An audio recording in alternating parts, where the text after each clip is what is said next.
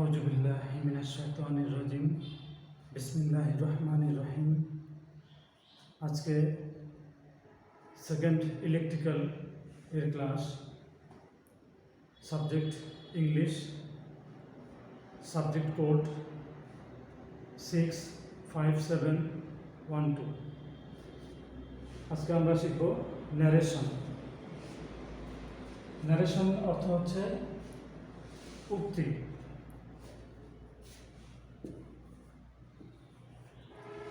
তোমরা এর আগেও ন্যারেশন পড়ে আসছো এসএসসিতে। তারপরেও আমি ন্যারেশনের সকল নিয়ম ইনশাল্লাহ বিস্তারিতভাবে আলোচনা করব। সাধারণত ন্যারেশনে ডিরেক্ট স্পিচ দেওয়া থাকে, এটাকে ইনডাইরেক্ট স্পিচে রূপান্তর করতে হয়। এভাবে কোশ্চেন দেওয়া থাকবে ডিরেক্ট স্পিচে, যেমন হি সেজ আই এম ইল। এখানে দুটি সেন্টেন্স আছে, একটা হচ্ছে হি সেজ, আরেকটি হচ্ছে আই এম ইল। এই প্রথম অংশটিকে বলা হয় রিপোর্টিং ভার্ব। হি সেজ এটাকে বলা হচ্ছে রিপোর্টিং ভার্ব। এর পরের অংশ আই এম ইল, এটাকে বলা হয় রিপোর্টিং স্পিচ। এটাকে আমরা এখন কীভাবে ইনডিরেক্ট স্পিচে পরিবর্তন করতে হয় এটা আমরা শিখব। ন্যারেশন এর নিয়মগুলো সাধারণত সেন্টেন্সের উপর ভিত্তি করে কিছু পরিবর্তন হয়। রিপোর্টিং ভার্ব পরিবর্তন হয়, রিপোর্টিং স্পিচ পরিবর্তন হয়, আবার এর পার্সনের পরিবর্তন হয় সাধারণত। আবার ইনভার্টেড কমা এটাও পরিবর্তন হয়। সাধারণত সেন্টেন্সের উপর ভিত্তি করে অনেক নিয়ম আছে এখানে ন্যারেশনের। এই জন্য আমরা প্রথমে সেন্টেন্স আমরা শিখব, যদিও তোমার সবার জানা আছে সেন্টেন্স, এরপরেও আমি একটু পুনরায় সেটাকে মনে করে দেওয়ার জন্য আবার বলছি। প্রথমে আছে অ্যাসার্টিভ সেন্টেন্স। কোনো সেন্টেন্স দ্বারা যদি কোনো কিছু বর্ণনা করা বোঝায় তখন তাকে বলা হয় অ্যাসার্টিভ সেন্টেন্স। যেমন এটি হি সেজ আই এম ইল, এটি হচ্ছে অ্যাসার্টিভ সেন্টেন্স। মানে অ্যাসার্টিভ সেন্টেন্সের ন্যারেশনের নিয়মগুলো কী কী?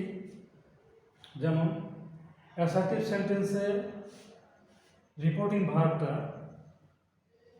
হি সেজ আমরা রাখতে পারি, আবার যদি হি সেইড থাকে সেটাও আমরা রাখতে পারি। আবার আমরা যদি টেল লিখি বা টোল্ড লিখি তাহলে আমরা লিখতে পারব। তাহলে অ্যাসার্টিভ সেন্টেন্সে ইনভার্টেড কমা যেটা আসছে সেটা আমরা রাখতে পারি, অথবা সেজ থাকলে টেল বা সেইড থাকলে টোল্ড এটাও লেখা যাবে। এরপরে ইনভার্টেড কমা। অ্যাসার্টিভ সেন্টেন্সে ইনভার্টেড কমাটি উঠে গিয়ে দ্যাট বসবে। এই হচ্ছে মোটামুটি অ্যাসার্টিভ সেন্টেন্সের নিয়ম।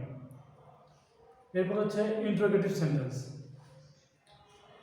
যে সেন্টেন্স দ্বারা কোনো কিছু প্রশ্ন করা বোঝায় তাকে ইন্টারোগেটিভ সেন্টেন্স বলে। ইন্টারোগেটিভ সেন্টেন্সে রিপোর্টিং ভার্বের কিছু পরিবর্তন হয়। যেমন এখানে আস্ক অথবা আস্কড বসে। যদি সে থাকে তাহলে প্রেজেন্ট ফর্ম আস্ক বসবে, আর যদি এখানে সেইড থাকে তাহলে পাস্ট ফর্ম বা পাস্ট পার্টিসিপল আস্কড বসবে। আর ইনভার্টেড কমা উঠা দিয়ে ইফ বসবে। কিন্তু যদি রিপোর্টিং স্পিচটি হু, হুইচ, হোয়াট, হোয়ার ইত্যাদি রিলেটিভ প্রোনাউন দিয়ে শুরু হয় তাহলে ইফ বসবে না। এই হচ্ছে ইন্টারোগেটিভ সেন্টেন্সের নিয়ম।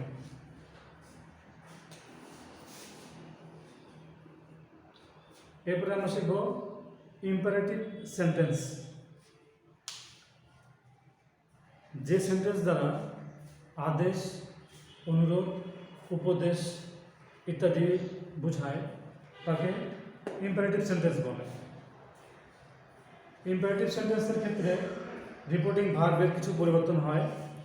যেমন যদি আদেশ বোঝায় তাহলে রিপোর্টিং ভার্বের পরিবর্তিত হয়ে অর্ডার হতে পারে অথবা অর্ডারড হতে পারে। যদি রিপোর্টিং ভার্ব প্রেজেন্ট টেন্স হয় তাহলে হবে অর্ডার, আর যদি পাস্ট টেন্স হয় সেই থাকে তাহলে অর্ডারড বসবে। আর ইনভার্টেড কমা উঠে দিয়ে বসবে টু। এরপরে যদি ইম্পারেটিভ সেন্টেন্সে যদি অনুরোধ বোঝায় তাহলে রিপোর্টিং ভার্ব পরিবর্তিত হয়ে হবে রিকোয়েস্ট, আর যদি পাস্ট টেন্স হয় তাহলে রিকোয়েস্টেড। এরপরে ইনভার্টেড কমা উঠে দিয়ে যথারীতি টু বসবে। আবার ইম্পারেটিভ সেন্টেন্সে যদি উপদেশ বোঝায় তাহলে যদি সে থাকে প্রেজেন্ট টেন্স তাহলে অ্যাডভাইস বসবে, আর যদি সেই থাকে তাহলে অ্যাডভাইসড বসবে, একটা ইডি যুক্ত হবে। ইনভার্টেড কমা উঠে দিয়ে দ্যাট টু বসবে আগের মতো। এই তো গেল ইম্পারেটিভ সেন্টেন্স। আদেশ, অনুরোধ, উপদেশ তিনটার জন্য তিনটা নিয়ম রিপোর্টিং ভার্বে বসবে। এরপরে অবজেক্টিভ সেন্টেন্স। অবজেক্টিভ সেন্টেন্স হচ্ছে যে সেন্টেন্স দ্বারা ইচ্ছা বা প্রার্থনা বোঝায় তাকে অবজেক্টিভ সেন্টেন্স বলে। অবজেক্টিভ সেন্টেন্সে রিপোর্টিং ভার্ব পরিবর্তিত হয়ে থাকে। যদি ইচ্ছা বোঝায় তাহলে উইশ, রিপোর্টিং ভার্বে উইশ বসবে, দ্য প্রেজেন্ট ফর্ম। আর যদি সেই থাকে পাস্ট ফর্ম থাকে তাহলে উইশড বসবে, ইডি যুক্ত হবে। আর প্রার্থনা যদি বোঝায় তাহলে প্রে বসবে অথবা পাস্ট ফর্ম প্রেইড বসবে। আর ইনভার্টেড কমা উঠে দিয়ে দ্যাট বসবে। এই হচ্ছে অবজেক্টিভ সেন্টেন্সের নিয়ম। এরপরে হচ্ছে এক্সক্লেমেটরি সেন্টেন্স। যে সেন্টেন্স দ্বারা দুঃখ, বেদনা বা আনন্দ, উচ্ছ্বাস প্রকাশ করে তাকে বলা হয় এক্সক্লেমেটরি সেন্টেন্স। এক্সক্লেমেটরি সেন্টেন্সে রিপোর্টিং ভার্বের পরিবর্তন হয়ে থাকে। যদি আনন্দ বোঝায় তাহলে রিপোর্টিং ভার্বের পরিবর্তন হবে এক্সক্লেমড উইথ জয়, আর যদি দুঃখ বোঝায় তাহলে হবে exclaimed with sorrow. R inverted comma উঠে দিয়ে দ্যাট বসবে।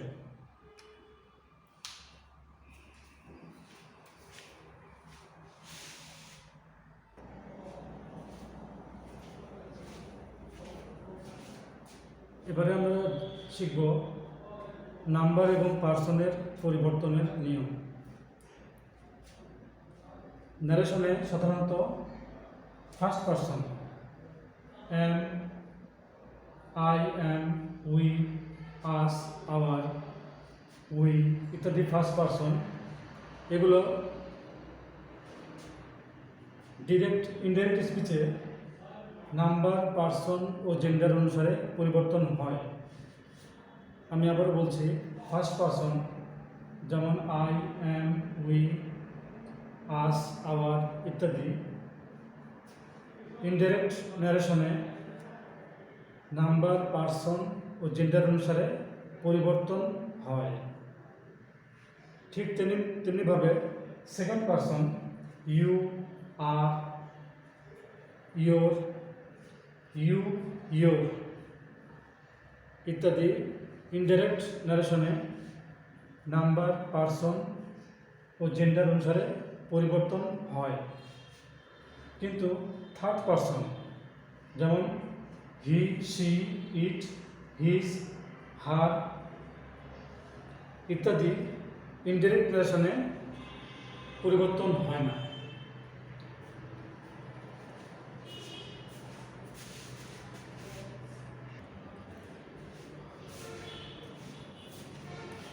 এবার টেন্সের পরিবর্তনের নিয়ম। যদি রিপোর্টিং ভার্ব প্রেজেন্ট বা ফিউচার টেন্সে হয় তাহলে ইনডাইরেক্ট স্পিচে রিপোর্টিং স্পিচের টেন্সের কোনো পরিবর্তন হবে না। আর যদি রিপোর্টিং ভার্ব পাস্ট টেন্স হয়, তবে রিপোর্টিং স্পিচের টেন্সের পরিবর্তন হবে।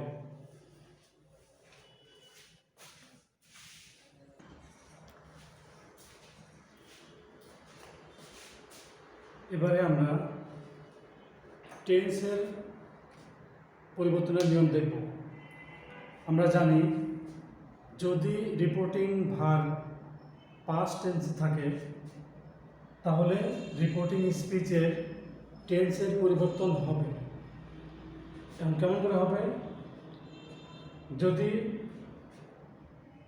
রিপোর্টিং স্পিচটি প্রেজেন্ট ইনডিফিনিট টেন্স হয় তাহলে ইনডিরেক্ট স্পিচে পাস্ট ইনডিফিনিট টেন্স হবে। যদি reporting speech present continuous tense হয় তাহলে ইনডাইরেক্ট স্পিচে পাস্ট কন্টিনিউয়াস টেন্স হবে। ঠিক তেমনি যদি প্রেজেন্ট পারফেক্ট টেন্স হয় তাহলে পাস্ট পারফেক্ট টেন্স হবে। যদি পাস্ট পারফেক্ট কন্টিনিউয়াস টেন্স হয়, যদি প্রেজেন্ট পারফেক্ট কন্টিনিউয়াস টেন্স হয় তাহলে পরিবর্তিত হয়ে পাস্ট পারফেক্ট কন্টিনিউয়াস টেন্স হবে। আর যদি পাস্ট ইনডিফিনিট হয় তাহলে পাস্ট পারফেক্ট হবে। যদি পাস্ট কন্টিনিউয়াস হয় তাহলে পাস্ট পারফেক্ট কন্টিনিউয়াস টেন্স হবে। এভাবে টেন্সের পরিবর্তন করতে হবে।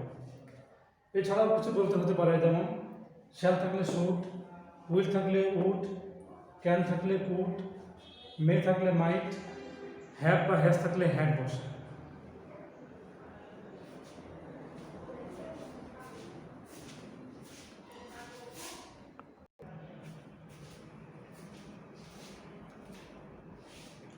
ন্যারেশনে আমরা আরও কিছু পরিবর্তন দেখতে পাই। যদি ডিরেক্ট স্পিচে নাও থাকে তাহলে ইনডিরেক্ট স্পিচে দেন হবে। তেমনি দিস থাকলে দ্যাট, হেয়ার থাকলে দেয়ার, দিস থাকলে দোজ, এগো থাকলে বিফোর, কাম থাকলে গো, টুডে থাকলে দ্যাট ডে, টুমরো থাকলে দ্য নেক্সট ডে, টুনাইট থাকলে দ্যাট নাইট, ইয়েস্টারডে থাকলে দ্য প্রিভিয়াস ডে। এ সকল পরিবর্তন হয়ে থাকে।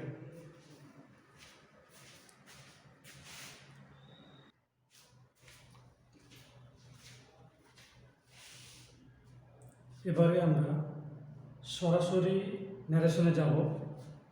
প্রথমে অ্যাসার্টিভ সেন্টেন্সের ন্যারেশন 1 নম্বর। ডিরেক্ট স্পিচে দেওয়া আছে হি সেজ আই অ্যাম হ্যাপি। এখানে সেজটি হচ্ছে প্রেজেন্ট টেন্স, এই জন্য রিপোর্টিং ভার্বে টেন্সের কোনো পরিবর্তন হবে না। তাহলে হি সেজ দ্যাট, ইনভার্টেড কমা উঠে গিয়ে দ্যাট বসবে, হি ইজ হ্যাপি। এটি হচ্ছে অ্যাসার্টিভ সেন্টেন্সের নিয়ম। 2 নম্বর ইন্টারোগেটিভ সেন্টেন্সের নিয়ম। He said to him are you ill. এখানে রিপোর্টিং ভার্ব পরিবর্তিত হয়ে আস্কড বসেছে, যেহেতু এটা পাস্ট টেন্স এখানেও আস্কড পাস্ট ফর্ম হবে। ইনভার্টেড কমা উঠে গিয়ে ইফ বসবে এবং এখানে পার্সনের চেঞ্জ হয়েছে, তাহলে এটার অ্যান্সার হবে I asked him if he was ইল।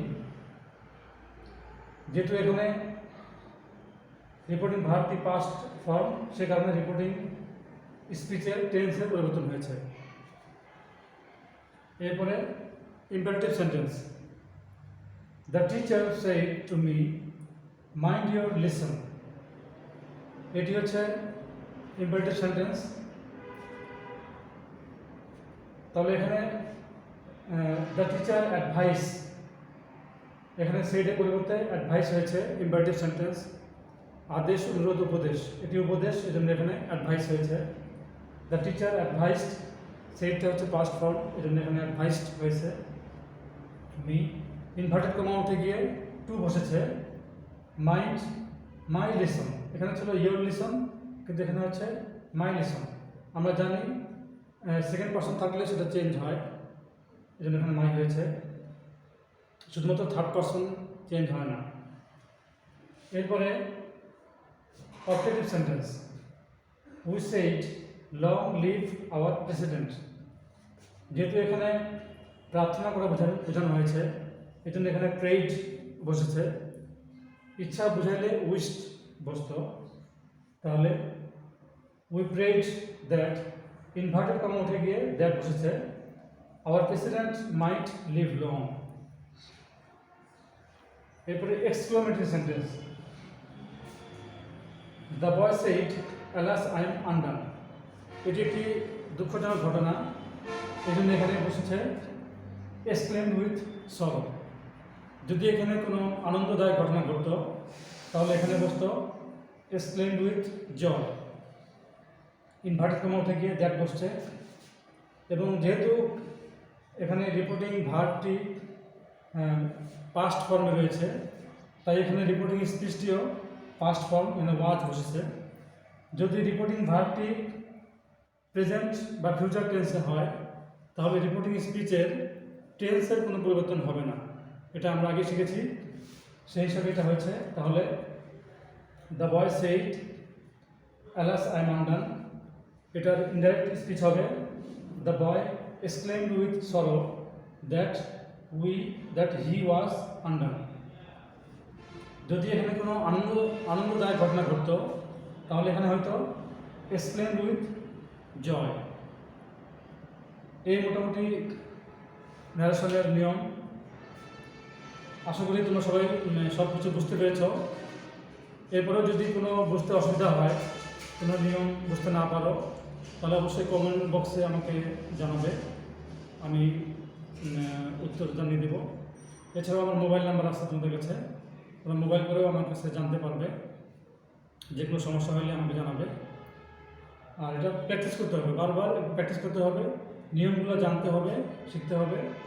বইতে অনেক উদাহরণ দেওয়া আছে, এই উদাহরণগুলো তোমাদেরকে প্র্যাকটিস করতে হবে। আজকের এই ক্লাসটি এখানেই শেষ করছি, ইনশাল্লাহ আবার দেখা হবে। আসসালামু আলাইকুম ওয়া রাহমাতুল্লাহি ওয়া বারাকাতুহু।